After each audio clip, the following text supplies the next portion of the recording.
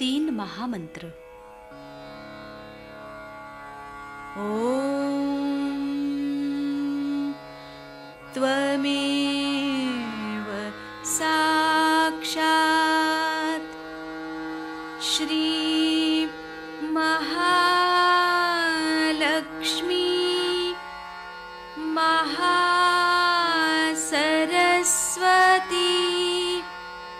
महाकाली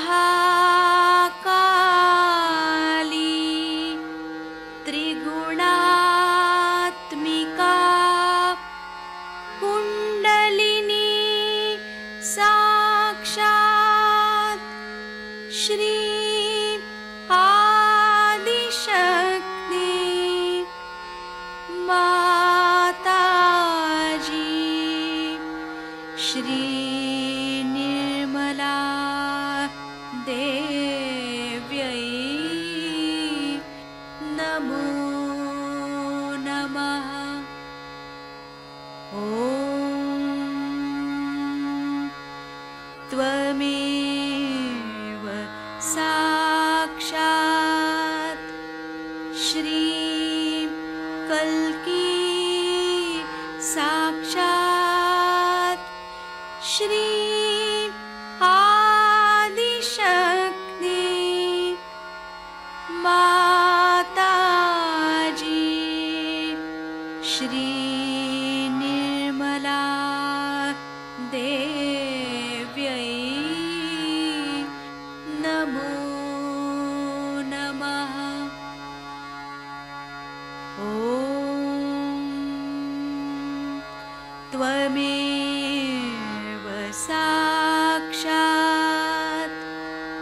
श्री कल्की साक्षात् श्री सहस्रार स्वामिनी मोक्षप्रदायिनी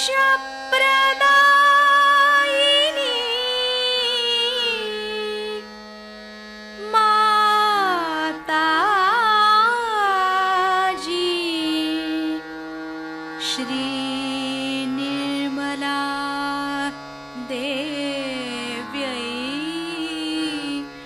नमो नमः।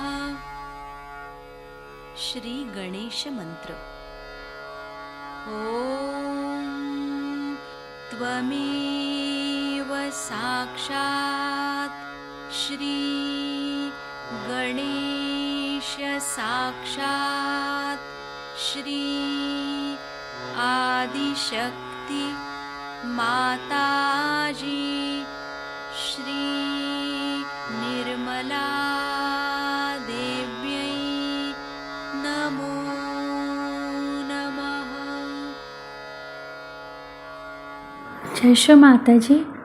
दोनों हाथ माँ के सामने हृदय में श्री माता जी की छवि को नमन करेंगे। संपूर्ण चित्त बीचों बीच हृदय में माँ की छवि को अपने हृदय में स्थिर करते हुए परम पूजनीय श्री माता जी कृपा करके हम सभी के हृदय को अपने प्रेम के योग्य बनाइए। श्री माता जी हम सभी आपसे बहुत प्रेम करते हैं, हम सभी के हृदय में आइए। हृदय में माँ को देखते हुए, श्री माता जी को देखते हुए, श्री माता जी हमारे इस हृदय को और भी पवित्र बनाइए श्री माता जी, ताकि आप यहाँ आ सकें।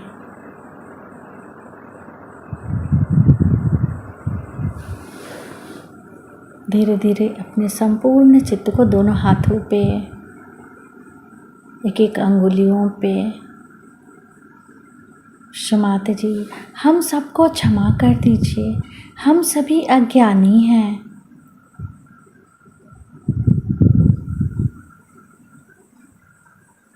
धीरे धीरे अपने संपूर्ण चित्त को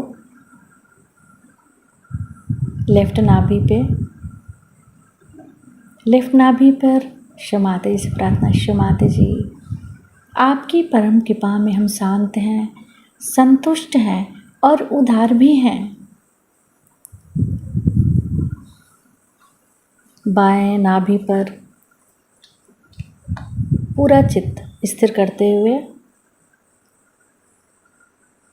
क्षमाते जी, हमारे बाएं नाभि में श्री गृहलक्ष्मी तत्व जागृत कीजिए। मंत्र ओम त्वमेव साक्षात् श्री गृहलक्ष्मी साक्षात् श्री आदि शक्ति माता जी श्री निर्मला देव्यै नमो नमः।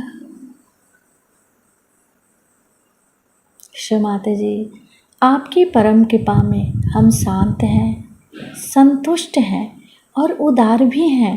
कृपा करके हमारे बाएं नाभि में अपना संपूर्ण चित्त आशीर्वादित कीजिए।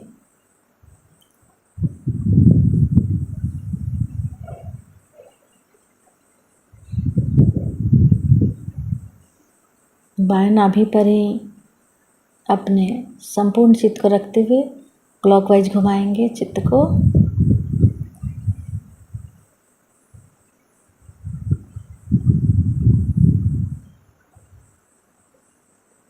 माता जी, आप ही तो श्री गृहलक्ष्मी भी हैं। कृपा करके हमारे बाएं नाभि में जागृत हो जाइए। धीरे धीरे अपने संपूर्ण चित्त राइट हार्ट पे, फिर लेफ्ट गुसुद्धि,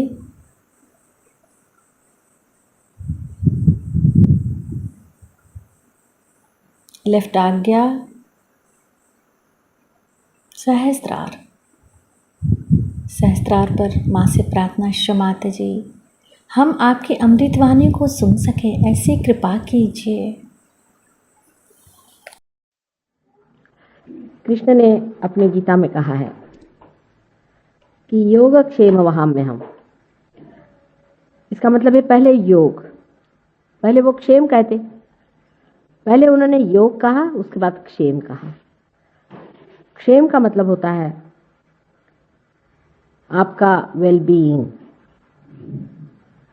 आपका लक्ष्मी तत्व। पर पहले योग होना चाहिए। जब तक योग नहीं होता तब तक परमात्मा से आपसे कोई मतलब नहीं। आपको पहले योग माने परमात्मा से मिलन होना चाहिए।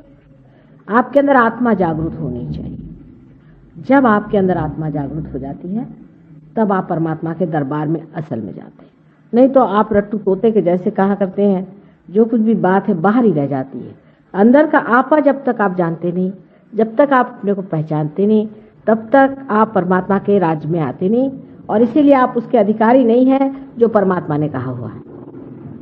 बहुत से लोग परमात्मा को इसका दोष देते हैं कि हम तो इतनी परमात्मा की भक्ति कर रहे हैं, इतनी हम पूजा कर रहे हैं, इतने सर के बल खड़े होते हैं, ये करते हैं, वो करते हैं, भोग चढ़ाते हैं, सुबह से शाम तक रटते बैठते हैं, तो भी हमें परमात्मा क्यों नहीं मिलता। वास्तविकता परमात्मा से बात करने के लिए तक आपका उनसे संबंध होना चाहिए, कनेक्शन होना चाहिए। जब तक आपका योग घटित नहीं होता तब तक क्षेम नहीं हो सकता।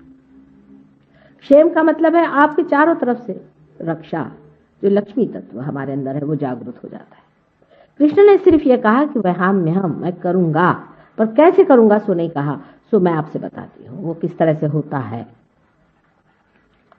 जिस वक्त योग घटित होता है तब कुंडलिनी त्रिकोणाकार अस्थि से उठ करके ब्रह्मरंध्र को छेदती थी। जब कुंडलिनी की शक्ति ब्रह्मरंध्र को छेदती है तब उसमें ज्योत आ जाती है, क्योंकि आत्मा की ज्योत वो पा लेती, और उस ज्योत के कारण नाभि चक्र में जो लक्ष्मी तत्व है वो जागृत हो जाता है।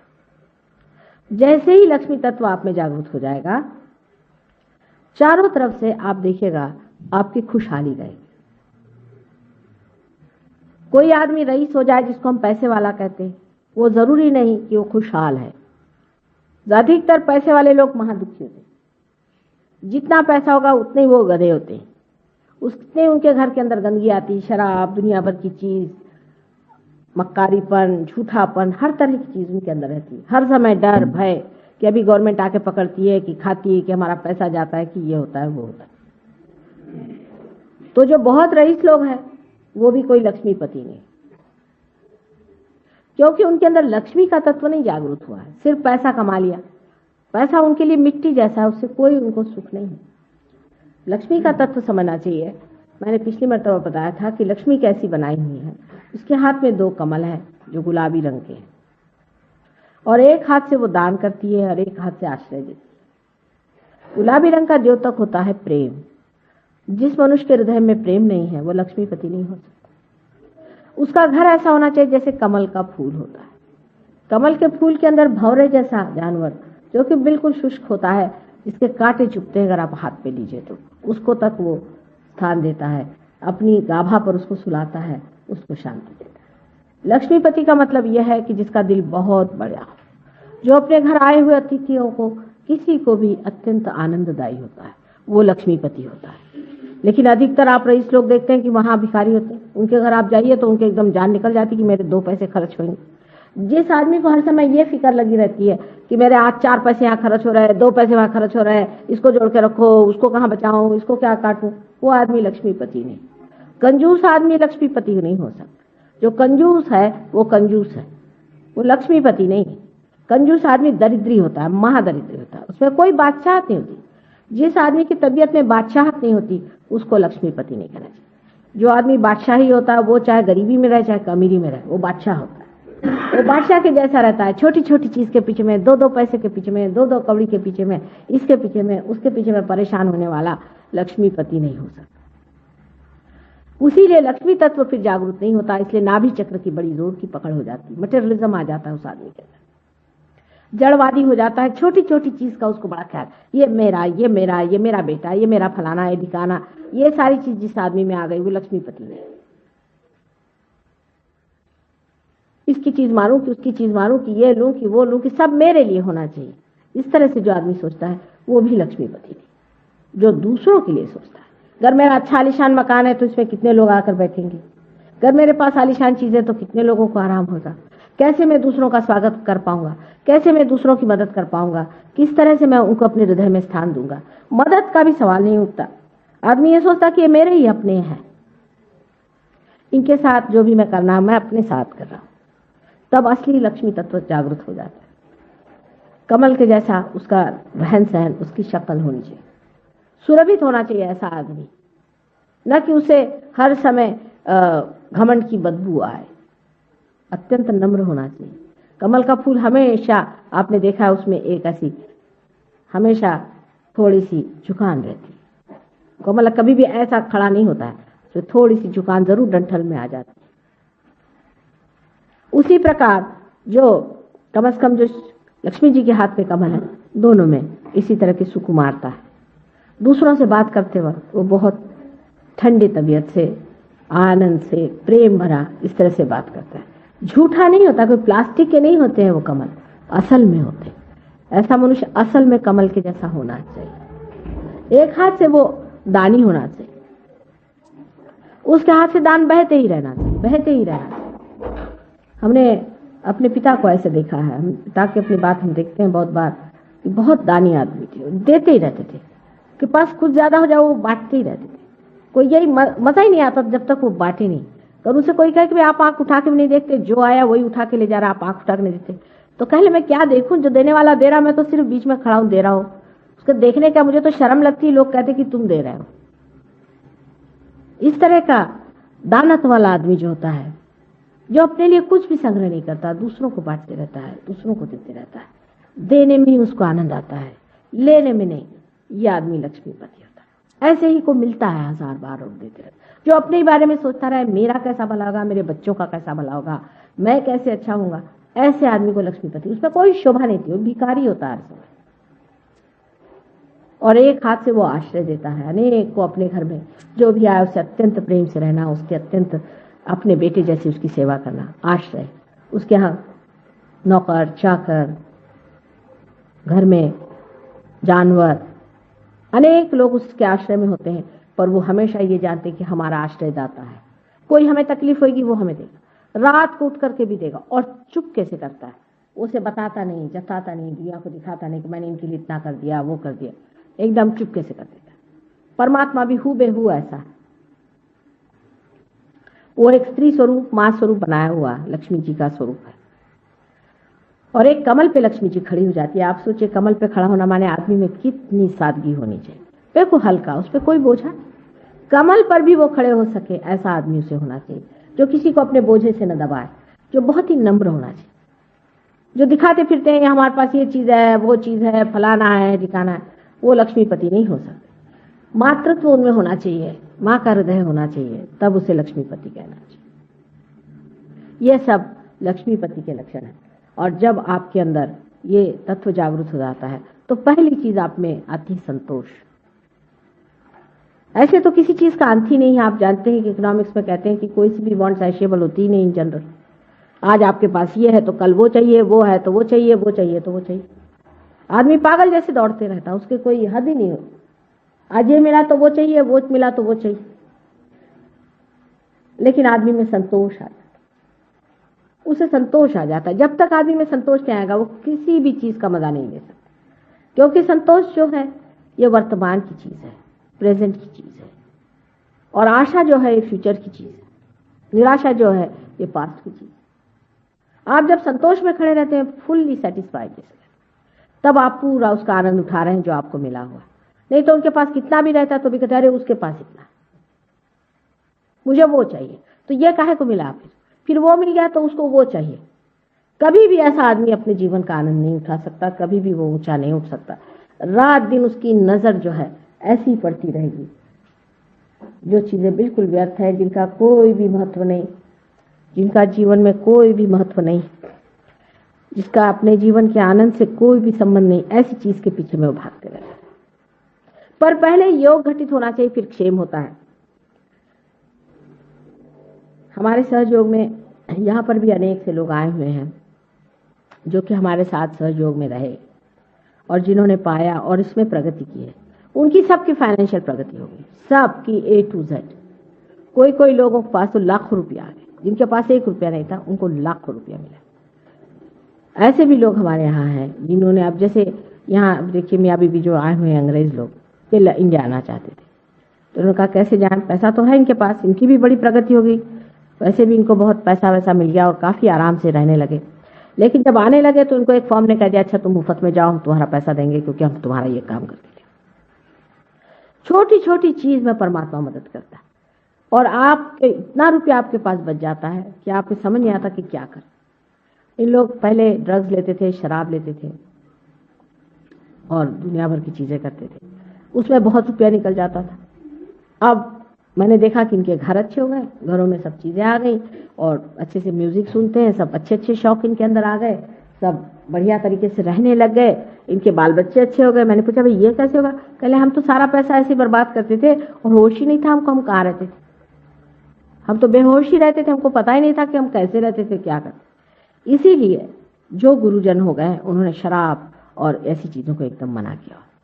अब शराब इतनी हानिकर चीज है कि इस तरफ से बोतल आई शराब की, उस तरफ से लक्ष्मी जी चली, सीधा ऐसा।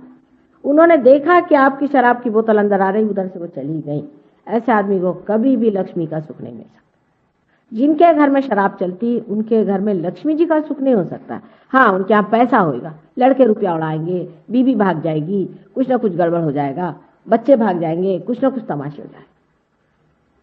आज तक एक भी घर आप मुझे बताएं जहां शराब चलती है और लोग खुशहाल हो ही नहीं सकते। खुशहाली शराब के बिल्कुल विरोध में बैठते। इसलिए गुरुजनों ने जो मना किया है, खासकर हर एक ने क्यों किया, हमको सोचना चाहिए। आखिर वो लोग कोई पागल नहीं थे। उन्होंने 1000 बार इस चीज को मना किया है कि शराब पीना बुरी बात है, शराब मत पियो, शराब मत पियो।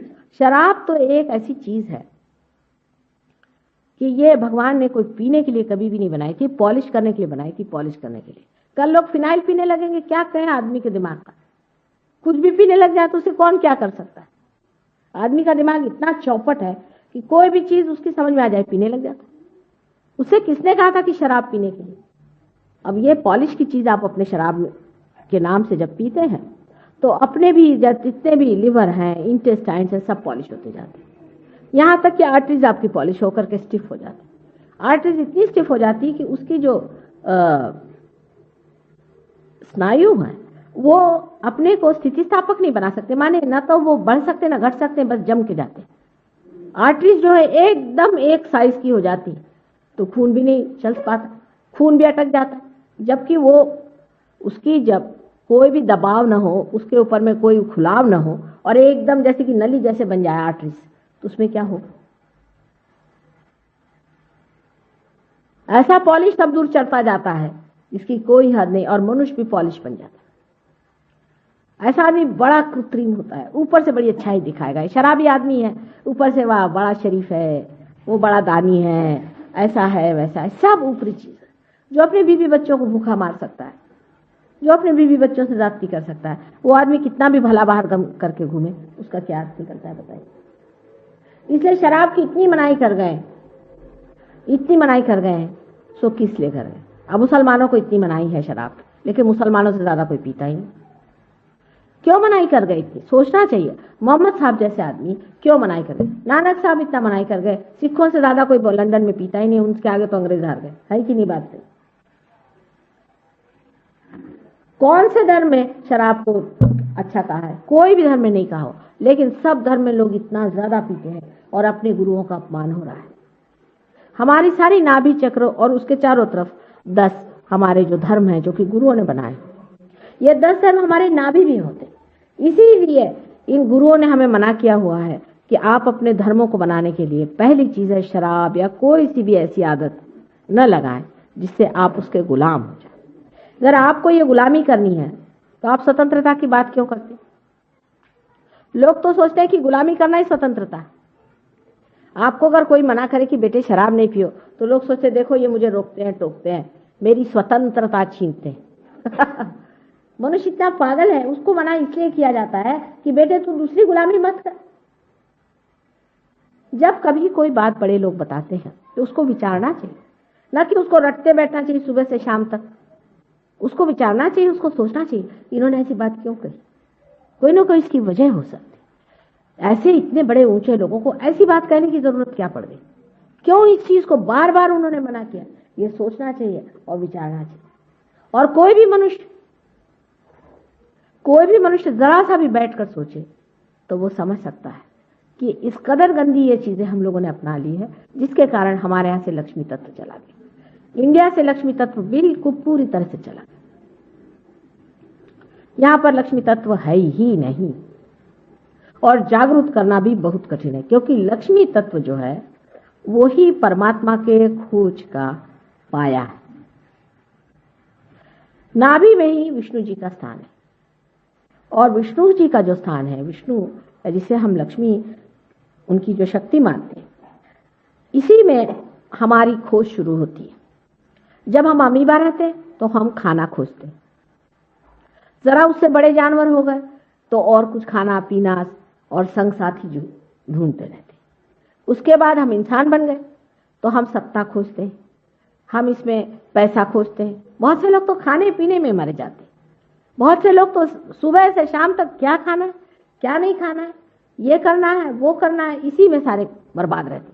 जिन लोगों को अति खाने की बीमारी होती है वो भी लक्ष्मीपति कैसे तो भिखारी होते हैं, ऐसा जिनका कि दिल ही नहीं भरता।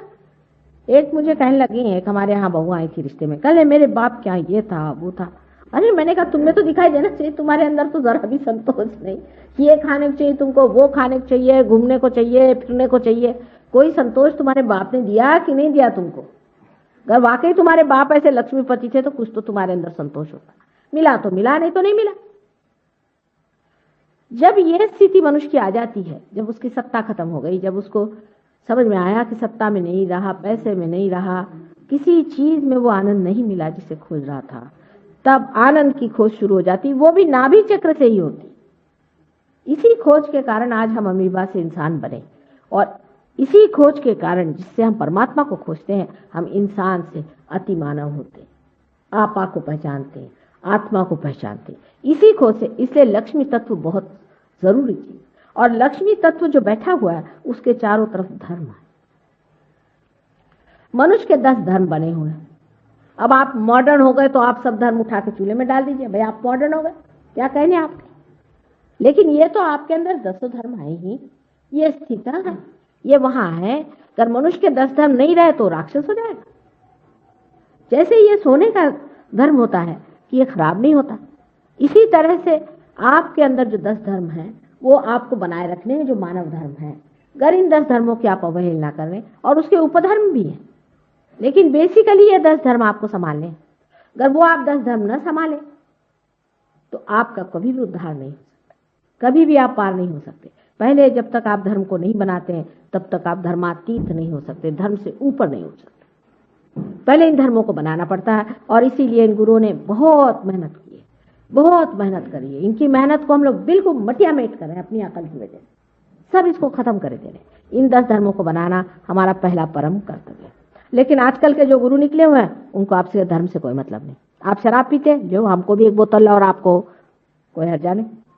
अच्छा, आप अगर औरतें रख रहे हैं, ठीक है रखिए, 10 औरतें रखिए, और एक हमारे पास भी भिजवा दीजिए, या अपनी बीवी बच्चे हमारे पास भेज दीजिए। आपकी जेब में जितना रुपया हमारे पास दे दीजिए, हमें आपसे कोई मतलब नहीं। आपको जो भी धंधा करना है तो आपके बस पर्स में जितना पैसा वो इधर जमा कर दीजिए, फिर आप चाहे जैसा। आज ये किस्सा बता रही थी कि हमारे आई हुई है साथ में कि इनकी बहन कजिन थी, वो राजकन्या है वो भी, और उनके पति बहुत शराबी कबाबी बहुत बुरे आदमी थे, और वो एक गुरु के शिष्य थे। इन्होंने जाकर उनसे बताया कि आदमी मारता है, पीटता है, सताता है, औरत रख ली है, उसको कुछ कहो, वो औरतें रखता है और राजकुमार है, लेकिन क्या करें, उसका इतना खराब हो रहा है। तो कहले रहने दो, तुमको क्या करने का। उसे रुपया हटते गए, गुरुजी को मतलब उनके रुपये से। ये कोई गुरु है जो कि आपसे रुपया हटते हैं? आपसे गुरु हो ही कैसे सकते जो आपके पैसे के बूते पर रहते हैं? ये तो पैरासाइट है। आपके नौकरों से भी गए बीते, कम से कम आपके नौकर आपका कुछ काम करते हैं। जो लोग आपसे रुपया लेकर के जीते हैं, ऐसे दुष्टों को तो बिल्कुल राक्षसों की योनि में डालना चाहिए। और ऐसे दुष्टों के पास जाने वाले लोग भी महामूर्ख है, मैं कहती हूँ। वो देखते क्यों नहीं? क्या आप परमात्मा को खरीद सकते हैं? आप किसी गुरु को खरीद सकते हैं? अगर कोई गुरु हो तो कभी अपने को बेचेगा? उसकी अपनी एक शान होती है, उसको आप खरीद नहीं सकते। कोई भी चाहे, एक ही चीज से आप उसको मात कर सकते हैं, आपके प्यार से, आपकी श्रद्धा से, आपके प्रेम से, भक्ति से, और किसी चीज से वश में आने वाली चीज नहीं। उसकी अपनी एक शान होती है, वो अपनी एक प्रतिष्ठा में रहता है, उसकी एक बादशाहत होती है। उसको क्या परवाह होगी? आप है रईस तो बैठे अपने घर में, उसको क्या? वो पत्तल में भी खा सकता है, वो क्या जमीन पर भी सो सकता है, वो चाहे राजमहल में रह सकता है, वो जैसा रहना चाहे रहेगा, उससे आपसे कोई मतलब नहीं। उसको तो सिर्फ आपके प्यार से, आपकी श्रद्धा से और आपकी खोज से। अगर आपको खोज है तो सर आंखों पर वो आपको उठा ले। ऐसे गुरु को खोजना चाहिए जो आपको परमात्मा की बात बताए, जो आपके आत्मा की पहचान कराए, जो मालिक से मिलाए, वही गुरु माना हुआ है। जिसे दिखे उसी को गुरु। ये तो अगुरु भी नहीं है, राक्षस है, राक्षस। अंगूठियां निकाल के आपको देते, जो आदमी आपको अंगूठी निकाल के देता है वो क्या परमात्मा की बात करता होगा? आपका चित्त अंगूठी में डालता है, आपको दिखाई नहीं देता। जो अब एक है वो नंगा नाचना सिखा रहे, अधर्म सिखा रहे। कौन से धर्म में लिखा है इस तरह की चीज? दूसरे आजकल के गुरुओं के बारे में ये भी जानना चाहिए कि अपने ही मन से कोई चीज निकाल लिए। इनका पहले के गुरुओं के साथ कोई नहीं मेल बैठता। वो जैसे रहते थे, जैसी उनकी सिखावन थी, जिस तरह से उनका बर्ताव था, जो उनकी बातें थी, उससे इनका कोई मेल नहीं बैठता। अपने जो धर्म का जो अनेक इतिहास चले आ रहे हैं, जिसको कि आप कह सकते हैं कि किसी भी धर्म में देखिए तो वही चीज कही जाती। आप अपने शंकराचार्य को पढ़ें तो आप सहयोग समझ लेंगे, आप कबीर को पढ़े आप सहयोग समझ लेंगे, नानक को पढ़े आप समझ लेंगे, मोहम्मद को पढ़े आप समझ लेंगे, क्राइस्ट को पढ़े आप समझ लेंगे, कन्फ्यूशस और सोक्रेटिस से लेकर सबको आप देखें तो सहयोग ही सिखाते रहे। और ये जो सब आपको सर के बल उठना और फलाना ढिकाना और दुनिया भर की चीज आपको नचा नचा करके मारते हैं, इनको कैसे आप गुरु मान लेते हैं? एक ही गुरु की पहचान है, जो मालिक को मिला है वही गुरु है और बाकी गुरु नहीं। सत्य पे अगर आप खड़े हुए हैं तो आपको इसी चीज को देखना है। लेकिन इंसान इतना सुपरफिशियल हो गया है कि उसको सर्कस को देखता है। कितने तामझाम लेकर के आदमी घूम रहा है, कितनी हंडिया सर पे रख के चल रहा है, बाल कैसे बना के चल रहा है, क्या सींग लगा के चल रहा है, गुरु की सिर्फ एक ही पहचान है कि वो सिवाय मालिक के और कोई बात नहीं जानता, उसी में रमा रहता है। वही गुरु माने आपसे ऊंचा इंसान है। लेकिन जिनको आप खरीदते हैं बाजार में, जिनको आप पैसा देते हैं, जो आपको बेवकूफ बनाते हैं, जो आपको हिप्नोटाइज करते हैं, उनके साथ आप बंधे हुए हैं, उनके साथ आप लगे हुए हैं, तो इस तरह के लोगों को क्या कहा जाए। और कलयुग में, इस घोर कलयुग में तो ऐसे अनेक हैं, अजीब अजीब तरह के एक नमूने हमें आपसे बता दें, किसका वर्णन करूं, किसका कहूं। ऐसे कभी न गुरु हुए न होंगे मेरे ख्याल से, जिसका आजकल हो रहा है नमूने एक से। पर वो ऐसी चिपकन होती उस चीज की कि अभी एक वहां पर देहरादून में एक देवी जी आई, उनकी कुंडलिनी एकदम ऐसी जमी हुई ऐसी। तो मैंने कहा भाई तुम कौन गुरु के पास गई? तो उन्होंने बड़े से बताया कि उनके पास गए। मैंने कहा आपने उनके बारे में पेपर में पढ़ा कि नहीं पढ़ा? एक 18 साल की लड़की के साथ उन्होंने जो भी गड़बड़ किया था, उस लड़की ने और 25 और लड़कियों ने ब्लिट्स में और इसमें उसमें सब दूर छापा था, 10 साल पहले छापा था। कहले हमने पढ़ा पर वो सब झूठ है। हमने कहा झूठ है तो आपको क्या मिला उनसे? तो उनको बड़ा बुरा लग गया। कहले मैं तो माता जी शादीशुदा औरत हूं, मैं ऐसी हूं, मैं ऐसा। फिर मैंने ऐसे आदमी के दरवाजे जाना ही क्यों? लेकिन उस पे वो ये नहीं कि औरत बदमाश है, ये नहीं कि वो खराब औरत है, पर उस पे हिप्नोसिस है, हिप्नोटाइज्ड है। कोई उनको फ्रीडम नहीं। गुरु बैठेंगे 7 मंजिल पे जाके, आप जाइए वहां पे सेवा करिए, इतनी बड़ी बड़ी पेटियां रखी रहेंगी, उसमें आप पैसा डालिए। सेवा का मतलब है पैसा डालिए। और लोग घर से पैसे भर भर के ले जाते हैं वहां डालने के लिए। या आप देख लीजिए कहीं भी जाकर, इतनी बड़ी बड़ी ट्रंकें रखी रहेंगी। अरे हमारे भी पैर छूते तो कोई 1 रुपया रख जाता है, कभी 5 रुपया रख जाता है, हो जाती है ऐसी। ये मतलब आदत पड़ गई ना। हनुमान जी के मंदिर जाओ, वहां भी 1.25 रुपया चढ़ा। और इसी चक्कर की वजह से हर जगह मस्जिद मंदिर, हर जगह गड़बड़ करके रख दिया। ऐसी कोई जगह नहीं छोड़ी जो पवित्र जगह रह गई। और इसी चक्कर की वजह से हमारे जो जवान बेटे हैं, जो जवान लोग हैं, ये सोचते हैं कि परमात्मा है कि तमाशा है ये सब, क्योंकि वो तो अपनी बुद्धि रखते हैं ना, वो अभी साबित है दिमाग उनके, उनको अविश्वास हो रहा। सारे धर्मों में ये हो गया, आपको आश्चर्य होगा। अल्जीरिया से हमारे पास एक आए थे साहब, जवान हैं, बहुत होशियार और इंजीनियर थे। वो भी इसी आंदोलन में कि ये इस कदर ये लोग मुसलमान और ये फैनेटिसिज्म इनमें है, और इस तरह से ये लोग दुष्टता करते हैं, और ये मुल्ला लोग ऐसा पैसा खाते हैं और सब पब्लिक के पैसे पे जीते हैं और अपने को बहुत बड़े महान समझते हैं, और सब लोग उनके सामने झुकते हैं। फिर वो उन्होंने पोप को भी देखा, वो एक नमूना है। तो बिल्कुल अविश्वास से भर के आए। उनका कि ये सब नथिंग है, बिल्कुल इसमें कोई अर्थ नहीं, सब झूठ। जब वो हमारे पास आए तो हमने कहा कि ये बात नहीं, जब सत्य है तभी उसका झूठ निकलता है। जब सत्य होता है तो उसी के आधार पे लोग झूठ बनाते हैं ना। तो सत्य भी कोई चीज है, एब्सोल्यूट भी कोई चीज है। अच्छा, हमने कहा तुम देखना सहयोग में, सहयोग जो है ये धर्मांधता और अविश्वास के बीचों बीच, जहां परमात्मा साक्षात आपसे कराते। आप स्वयं इसका साक्षात करें, इसका अनुभव करें, इसमें जमे। जब तक आप सहयोग में जमते नहीं, तब तक आप पूरी तरह से इसका अनुभव नहीं कर सकते। जो जम गए उन्होंने मिल जाता है। जिन खोजा तिन पाया। कर खोजा ही नहीं तो कोई आपके पैर पे तो सत्य बैठने नहीं वाला आके कि भैया मुझे खोज। उसकी अपनी प्रतिष्ठा है, उसको खोजना चाहिए। लेकिन उसको खोजने से सत्य से आनंद उपलब्ध होता है।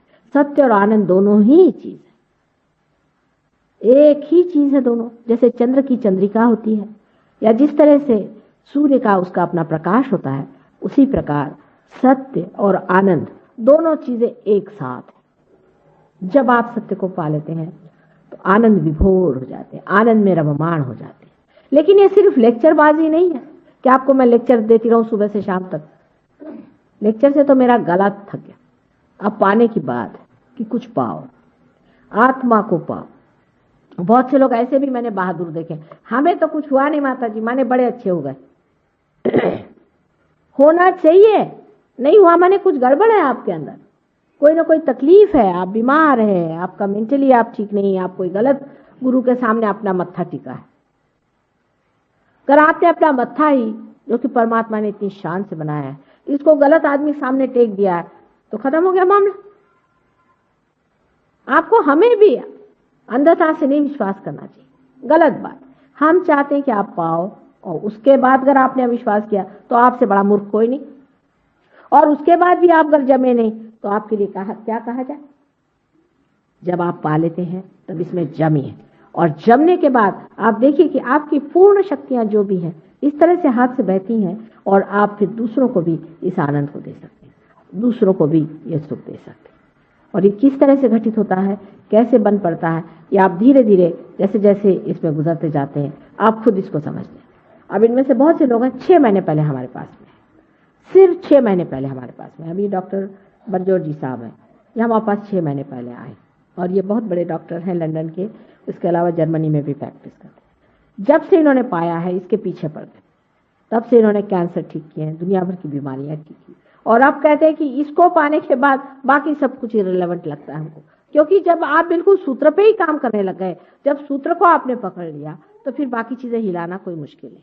इसी प्रकार आप सब इसके अधिकारी हैं, इसीलिए से सहज कहते हैं। सह माने आपके साथ, ज माने पैदा हुआ। ये आप भी इसके अधिकारी, हर एक आदमी इसका अधिकारी है, और इसको पा लेना चाहिए। जैसे एक दीप दूसरे दीप को जला सकता है, उसी प्रकार एक रियलाइज सोल दूसरे को रियलाइजेशन दे सकता है, पर रियलाइज सोल होना चाहिए। अगर एक दीप जला हुआ नहीं तो दूसरे दीप को क्या करेगा? जब दूसरा दीप जल जाता है तो वो तीसरे को जला सकता है। इसी प्रकार ये घटना घटित होती है और आदमी के अंदर में लाइट आ जाती है। अब लाइट आने का मतलब ये नहीं कि आप लाइट देखते हैं, ये भी एक दूसरी अजीब सी चीज है कि लोग लाइट देखना चाहते हैं। देखना जब होता है तब वहां आप नहीं होते। जैसे कि समझ लीजिए आप जब बाहर हैं तो आप इस बिल्डिंग को देख सकते हैं, लेकिन जब आप अंदर आ गए तो क्या देखिएगा? कुछ भी नहीं। तब तो सिर्फ आप होते मात्र हैं, आप देखते नहीं हैं कुछ। जहां जहां देखना होता है तो सोचना कि आप अभी बाहर हैं। लाइट जो लोगों को दिखाई देती है, ये शॉर्ट सर्किट हो जाता है ना, वैसी लाइट है, स्पार्क होता है। इसलिए जिस चीज को लाइट दिखाई हो वो मुझे बताएं, आज्ञा चक्र टूटा है उस आदमी, उसको ठीक करना पड़ेगा। ये सारे चक्र भी कुंडलिनी अपने आप से ठीक करती चलती है। वो आपकी माँ है, आप हर एक की अलग अलग माँ है। वो आपकी, जिसको सुरति कहते हैं, वही यह सुरति है, और ये अपने आप से चढ़ती है और अपने आप आपको ठीक करके वहां पहुंचा देती है। आप में अगर कोई दोष भी है वो भी हम समझ सकते हैं, वो भी वो बता देती कि इनका दोष ठीक कर दो। कोई गलती हो गई वो भी ठीक हो सकता है, लेकिन अपने को रिसेप्टिव मूड में रखना चाहिए कि हम इसे ले लें, प्राप्त कर लें और हो जाए। अब कल भी एक बात जो उठी थी वो आज भी दिमाग में किसी के उठ रही है कि कुंडलिनी अवेकनिंग तो लोग कहते हैं बड़ी मुश्किल चीज है, बड़ी कठिन चीज है, ये कैसे होती है? इसमें कोई नाचते हैं, कोई बंदर जैसे नाचते हैं, कोई कुछ करते हैं, कुछ भी नहीं होता। हमने हजारों की कुंडलिनी जागृत की और पार किया हुआ है, ऐसे कभी भी नहीं होता है। जो परमात्मा ने आपके उद्धार के लिए चीज रखी हुई, आपके पुनर्जन्म के लिए आपकी माँ है, वो आपको कोई भी दुख नहीं देती, उल्टे आपको वो अत्यंत सुखदायी है।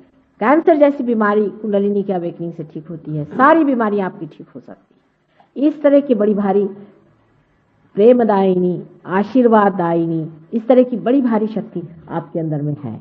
तो इस तरह की गलत धारणाएं कर लेना कि हम बंदर हो जाएंगे या मेंढक हो जाएंगे, आपको अति मानव जो बनाने वाली चीज है वो आपको क्या मेंढक बनाएंगे?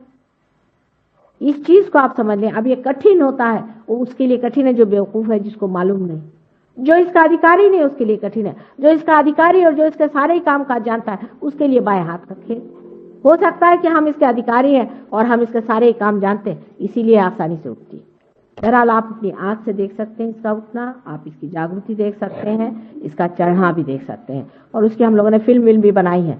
पर जो लोग बहुत शंकाखोर होते हैं उनके लिए सहयोग जरा मुश्किल से पनपता है। इस चीज को पाना चाहिए और इसको लेना चाहिए। आजकल जो जमाना आ गया है, जिस जमाने में हम रह रहे हैं, कल युग में, असल में हम ये कहेंगे कि आध्यात्मिक दृष्टि से हम लोग बहुत ही ज्यादा कमजोर हैं, इनसेंसिटिव, संवेदना हमारे अंदर नहीं। हम अध्यात्म की चीज को अगर समझते होते और अगर समझते कि आत्मा की पहचान क्या है, तो हम कभी भी गलत गुरुओं के पीछे नहीं भागते। लेकिन हमारे अंदर सच को पहचानने की शक्ति बहुत कम हो गई, क्षीण हो गई। हम नहीं पहचान सकते कि सच्चाई कहाँ है। उसकी वजह यह है कि हम इतने कृत्रिम हो गए, इतने आर्टिफिशियल हो गए। आप आर्टिफिशियल हो जाइएगा तो आपके सत्य को पहचानने की शक्ति कम हो जाएगी। पर जैसे गांव में अभी मैं देखती कि गांव में लोग एकदम पहचान लेते, वो पहले पहचान लेते कि कौन असल है कौन नकल है। गांव के लोगों में नब्ज होती है इस चीज को पहचानने की, वो समझते हैं कि ये आदमी नकली है और ये आदमी असली है। पर शहर के लोग तो आप जानते हैं कृत्रिम हो जाते हैं, आर्टिफिशियली रहते हैं, इसलिए शहर के लोगों को पहचान नहीं होती। और इसीलिए वे जितने चोर भागते लोग हैं ये सब आपके शहर के पीछे लगे। ये सारे शहरों में आते हैं, गांव में कोई नहीं काम करता, क्योंकि आपके जेब में पैसे होते हैं, आपके जेब से इनको मतलब होता है। वो काहे को गांव में चले, सहयोग हमारा गांव में चलता है। असल में शहर में तो हम यूं ही आते हैं, लेकिन असल में हमारा काम जो है गांव में होता है। गांव के जो सीधे साधे सरल परमात्मा से संबंधित लोग होते हैं वो इसको बहुत आसानी से पा लेते हैं, उनको एक क्षण भी नहीं लगता, उनको एक क्षण भी नहीं लगता। लेकिन शहर के लोगों में एक तो शहर की आबो हवा की वजह से और यहाँ के तौर तरीके की वजह से आदमी इतना अपने को बदल देता है, इस कदर अपने को धर्म से गिरा लेता है। अब ये उसमें क्या हुआ था, आप सब लोग पीते हैं, बिजनेस के लिए पीना चाहता है, मानो जैसे बिजनेस ही भगवान है, उसको तो पीना ही चाहिए, फिर उसके अगर बिजनेस कैसे चले। तो या तो फिर ये कहो कि तुम परमात्मा में या धर्म में बिल्कुल विश्वास नहीं करते, और अगर जरा भी विश्वास करते हो तो जो अधर्म है उसको नहीं करना चाहिए। कोई जरूरत नहीं किसी को पीने की। ये भी एक गलत फहमी है कि बिजनेस के लिए करना पड़ता है, इसके लिए। जो आदमी अपने को धोखा देना चाहता है उसी को कोई नहीं बचा सकता। हमारे पति भी आप जानते हैं कि सरकारी नौकरी में रहे, उन्होंने बहुत बड़ी शिपिंग कंपनी चलाई, उसके बाद आज भी बहुत बड़ी जगह पे पहुंचे हुए हैं। हमेशा उनका कभी, मैंने उनसे एक ही बात कही थी कि शराब मेरे बस की नहीं, और जिंदगी भर उन्होंने कभी छुई नहीं, एक बूंद नहीं पी, और भगवान की कृपा से बहुत सक्सेसफुल रहा। सब उनको मानते हैं, सब उनकी इज्जत करते हैं। आज तक किसी शराबी आदमी का कहीं पुतला बनाया कि महाशराबी थे, मुझे एक भी बताया, एक भी देश। इंग्लैंड में लोग इतनी शराब पीते हैं, मैंने किसी को देखा नहीं कि ये बड़ा शराबी खड़ा हुआ है, इसकी पूजा हो रही कि शराब पीता था। किसी शराबी की आज तक संसार में कहीं भी मान्यता हुई है? फिर आपका बिजनेस इससे कैसे बढ़ सकता है? अगर आपकी इज्जत ही नहीं रहेगी तो आपका बिजनेस कैसा होगा? इज्जत से बिजनेस होती है, धोखाधड़ी से बिजनेस नहीं है। जो आदमी एक बार खड़ा हो जाए तो कहते हैं कि एक आदमी खड़ा हुआ है। ये इस तरह से अपने को आप इन चक्करों में, इन सोसाइटीज में, इसमें इस तरह से क्यों मिलाते जा रहे? आप अपने व्यक्तित्व को संभालें, इसी के अंदर परमात्मा का वास है। आजकल के जमाने में ये बातें करना ही बेवकूफी है और कहना ही बेवकूफी है, लेकिन आप नहीं जानते कि आपने अपने को कितना तोड़ डाला है, अपने को कितना गुलाम कर लिया। इन सब चीजों में अपने को बहा देने के बाद आपको मैं क्या दे सकती हूँ? आप ही बताइए। अब कम से कम सबको ये व्रत लेना चाहिए कि हम खुद जो है, हमारी इज्जत है। परमात्मा ने हमको एक अमीबा से इंसान बनाया है। एक अमीबा छोटा सा, उससे इंसान बनाना कितनी कठिन चीज है। हजारों चीजों में से गुजार करके, इतनी योनियों में से गुजार के आज आपकी जैसी एक सुंदर सी चीज परमात्मा ने बना के रखी। फिर आपको उसने फ्रीडम दे दी, स्वतंत्रता दे दी कि तुम चाहो तो अच्छाई को वर्ण करो और चाहे तो बुराई को। जिस चीज को चाहे तुम अपना सकते हो। तुमको बुराई को अपनाना, चलो बुराई को अपनाओ, अच्छाई को अपनाना, अच्छाई को बनाओ। अब आपको भी सोचना चाहिए कि जिस परमात्मा ने हमें बनाया हुआ है, इतनी मेहनत से बनाया है, उसने वो भी इंतजाम हमारे अंदर जरूर कर दिए होंगे जिससे हम उसको जाने और उसको समझें और अपने को जाने, और हमारा मतलब क्या है, हम क्यों संसार में आए हैं, हमारा क्या फुलफिलमेंट है। मनुष्य ने यह कभी जानने की कोशिश नहीं की कि आखिर हम इस संसार में क्यों। साइंटिस्ट ये क्यों नहीं सोचते कि हम अमीबा से इंसान क्यों बनाएंगे। हमारी कौन सी ऐसी बात है कि जिसके लिए परमात्मा ने इतनी मेहनत की और उसके बाद हमें स्वतंत्रता दे दी। बस इसी जगह परमात्मा भी आपके आगे झुक जाते हैं, क्योंकि आप स्वतंत्र हैं। आपकी स्वतंत्रता परमात्मा नहीं छीन सकते। अगर आपको परमात्मा के साम्राज्य में बिठाना है, आपको अगर राजा बनाना है, तो आपको परतंत्र करके कैसे बनाए? आपको क्या हिप्नोसिस करके बनाया जाए? आप पूरी तरह से स्वतंत्र हैं।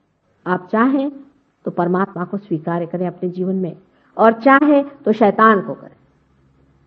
दोनों रास्ते आपके लिए पूरी तरह परमात्मा ने खोल के रखे, और सबने बड़ी मेहनत की है। मैं आपसे बताती हूँ कि गुरुओं ने कितनी आफतें उठाई हैं, इतनी मेहनत आपके पीछे सारे जितने भी अवतार हो गए, उन्होंने, गुरुओं ने कितनी मेहनत करी, उनको कितना सताया हमने, उनको कितना चला, उनकी कितनी तकलीफ, वो सारी बर्दाश्त करके उन्होंने आपको बिठाने की कोशिश की।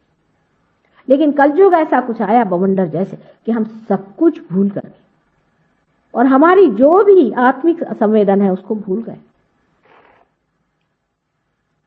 हम पहचान ही नहीं पाते किसी इंसान की शक्ल देख करके कि ये असली है कि नकली है। आश्चर्य हो, शक्ल से जाहिर हो जाता है। अगर कोई आदमी वाकई में परमात्मा का आदमी है, उसकी शक्ल से जाहिर होता है। हम ये पहचानना ही भूल गए। ये हमारे अंदर की जो सेंसिटिविटी है, जो हमारे अंदर की संवेदनशीलता है, वो पूरी तरह से खत्म हो गई। जब रामचंद्र जी संसार में आए थे, सब लोग जानते थे कि एक अवतार है। कृष्ण जब आए थे, सब लोग जानते थे कि एक अवतार है। लेकिन आज ये जमाना आ गया कि कोई किसी को पहचानता नहीं। ईसा मसीह के समय भी ऐसा ही हुआ, लेकिन उस समय कुछ लोगों ने तो उनको पहचाना, पर आज तो ये समय आ गया है कि सब भूतों को और राक्षसों को लोग अवतार मानते। इस चक्कर से अपने को हटा लेना चाहिए और एक ही चीज मांगना चाहिए कि प्रभु तुम हमारे अंदर जागो, इससे हम अपने को पहचान लें। आत्मा को पहचाने बगैर हम परमात्मा को नहीं जान सकते, नहीं जान सकते, नहीं जान सकते। बाकी सब बेकार है, ये सब सर्कस है, ये सिर्फ इसको कहते हैं बाहरी तमाशे। इस बाहरी तमाशे से अपने को संतुष्ट रखने से कोई फायदा नहीं। आप अपने ही को धोखा दे रहे हैं। परमात्मा को कौन धोखा देगा? वो तो आपको खूब अच्छे से जानता है। आप अपना ही नुकसान कर रहे हैं। आपको पाना चाहिए, क्योंकि आपकी अपनी शक्ति, आपकी अपनी संपदा है, आपके अंदर सारा स्रोत है, आपके अंदर भरा हुआ सब कुछ है। उसे आपको लेना चाहिए और फिर इसमें जमना चाहिए। सहयोग में जब मैं आती हूँ, लोग बहुत आते हैं, मैं जानती हूँ, लेकिन यहाँ सबका ये कहना है कि माँ आगे लोग नहीं जाते। अब यहाँ पे ऐसे लोग हमने देखे कि जिनको हमें कभी उम्मीद नहीं थी, वो कहाँ से कहाँ पहुंच गए, और जो कि बहुत हम सोचते थे वो वहीं से वहीं जमे बैठे, फिर लेके आ गए वही सरदर्द, वही आफतें, वही परेशानियां, वही ये हो रहा है, वही वो हो रहा है। अभी भी उनका लेवल इतना ही ऊंचा उठा है। सहयोग में जब तक आप लोगों को देंगे नहीं, तब तक आपकी प्रगति नहीं होगी। देना पड़ेगा। जैसे जैसे आप देते रहेंगे, वैसे वैसे आप आगे बढ़ेंगे। कोई अगर आप हम लोग बड़ी भारी बोट तैयार करते हैं, शिप तैयार करते हैं, अगर उसको हम पानी में नहीं छोड़ें तो उसका क्या अर्थ निकलता? उसी प्रकार है, अगर मनुष्य परमात्मा को पा करके भी और घर में बैठ जाए तो ऐसे दीप से फायदा क्या कि जो जला करके आप टेबल के नीचे रख दीजिए। दीप इसलिए जला जाता है कि दूसरों को प्रकाश मिले। उससे आप अपने अंदर अपने को भी देख सकते हैं और दूसरों को भी देख सकते हैं। आप अपने भी चक्र देख सकते हैं और दूसरों की भी देख सकते हैं। आप अपने भी आनंद को देख सकते हैं और दूसरों की व्यथा को भी देख सकते हैं। और आप ये समझ सकते हैं कि दूसरों को किस तरह से ये देना चाहिए, किस जगह ये चीज रुक रही है, किस तरह से इसको हमें बनाना चाहिए। आज के लिए इतना काफी है। हम लोग अब जरा ध्यान करें, देखें कितने लोग पार होते हैं। आप लोग आराम से बैठिए। जो लोग नीचे नहीं बैठ सकते उनके लिए कुर्सियां मंगवा लीजिए और बैठिए, क्योंकि जो लोग नहीं बैठ सकते उनको जबरदस्ती नीचे नहीं बैठना चाहिए। सदा जी आप कुर्सी बैठे, एक ब्रिंग द चेयर। जो ऊंचे लोग होते हैं उनको नहीं बैठा जाता, आप बैठ लेते हैं आराम।